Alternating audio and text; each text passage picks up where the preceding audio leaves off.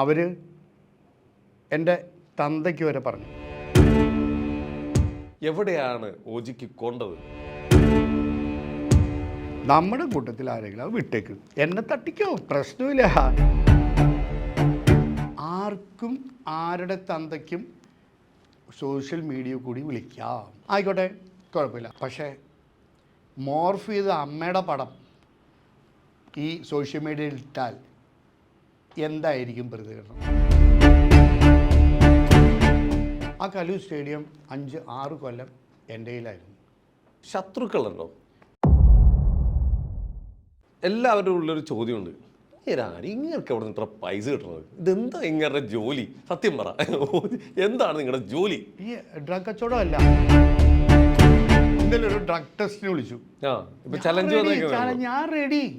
ഞാൻ ഇവന്മാരുടെ അടുത്ത് ആലോചിച്ചു, ഇവന്മാരൊന്ന് പബ്ലിക്കായിട്ട് മാപ്പ് പറഞ്ഞിരുന്നെങ്കിൽ ഞാൻ ചിലപ്പം വിട്ടേനെ. ഈ കുട്ടികളായിട്ട് എനിക്ക് പരിചയം പോലും ഇല്ല, അറിയാൻ പോലും ഇല്ല.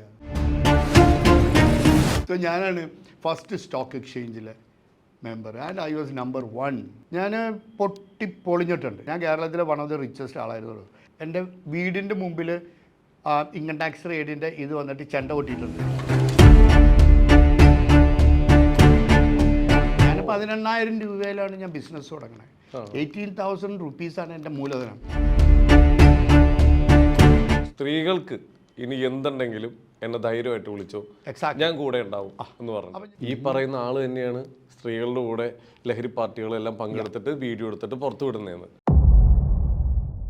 ഒരു 10 കൊല്ലം ഞാൻ ഒരു ന്യൂസ് പേപ്പറിൻ്റെ ഡയറക്ടറായിരുന്നു. അന്ന് 10 പൈസ കയ്യിലില്ല. ഒരു ബാങ്കിൻ്റെ ജിപ്തി വരണു, ഇത് വരണു. എനിക്ക് ആളുടെ അടുത്ത് ചോദിക്കാനൊരു മടിയുണ്ട്, നമ്മൾ അങ്ങനെ വന്നിരുന്ന ആൾ. അപ്പം ഞാൻ ഇവളുടെ അടുത്ത് ചോദിച്ചു, ഇവള് വേഗം എല്ലാ സ്വർണവും ഉരുത്തന്നു.